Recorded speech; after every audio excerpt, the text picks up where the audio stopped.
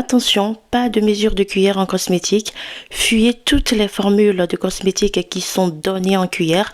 Ce sont des recettes inappropriées et elles sont de surcroît très dangereuses. Je vous explique aujourd'hui pourquoi je vous déconseille souvent de ne pas reproduire des recettes cosmétiques faites avec comme unité de mesure la cuillère ou des recettes formulées avec un mélange d'unités de mesure comme la cuillère, le millilitre et le gramme.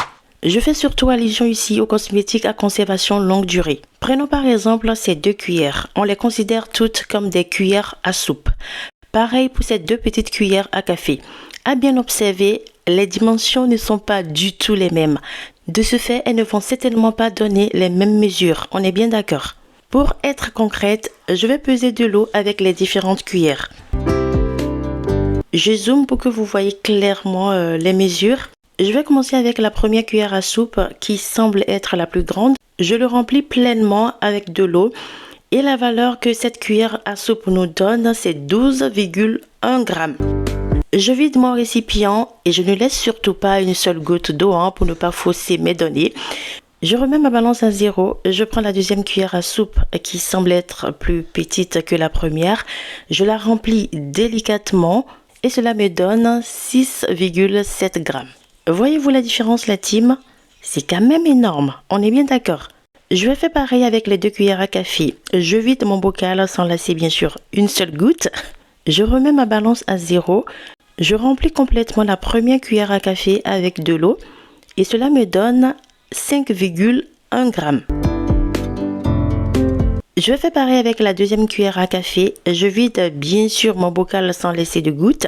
Je remets ma balance à 0. Je remplis ma deuxième cuillère d'eau et cela me donne 5 grammes. Bon là, il n'y a pas vraiment de différence. La différence est vraiment insignifiante comparativement aux cuillères à soupe. Si je vous propose donc une recette en cuillère à soupe avec celle-ci par exemple, alors que chez vous, votre cuillère à soupe est plutôt celle-là, ou inversement, on est bien d'accord que la quantité de chaque ingrédient de nos formules ne sera pas du tout la même. Et cela va certainement fausser la structure de votre formule. En cosmétique, même fait maison, il n'y a pas de hasard. C'est une science qui a un langage et des règles. Il est préférable d'utiliser toujours comme unité de mesure une unité de mesure universelle. Et une seule échelle doit être utilisée pour mesurer tous les ingrédients, que ce soit liquide ou solide. Il est vivement conseillé d'utiliser comme unité de mesure le poids plutôt que le volume, car les mesures en volume peuvent donner des lots imprécis et incohérents. De plus, la gravité spécifique de chaque ingrédient n'est pas prise en compte. Par exemple, une tasse d'huile de jojoba aura un poids différent qu'une tasse d'huile d'argan par exemple, en raison bien sûr de leurs différentes densités. Les membres de la chaîne qui me suivent en privé, vous savez de quoi je parle, j'ai carrément dédié une vidéo là-dessus.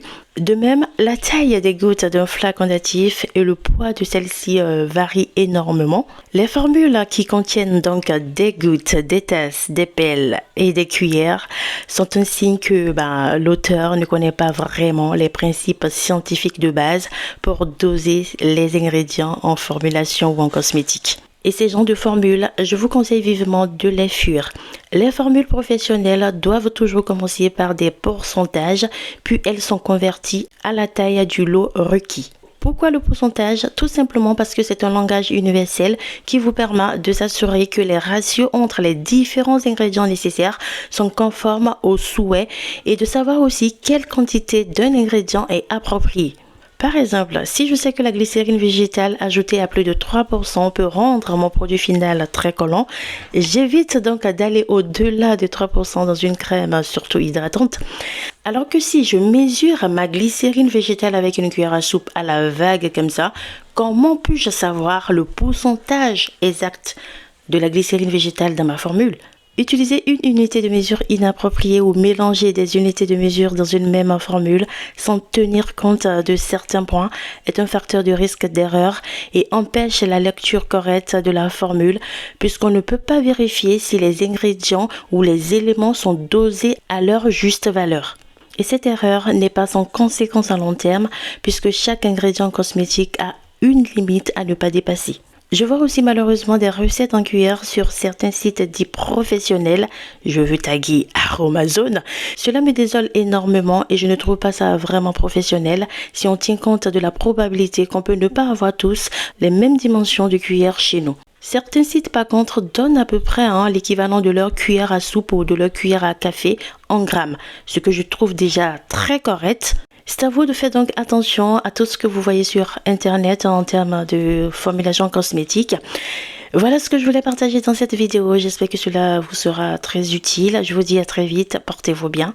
Ciao, ciao.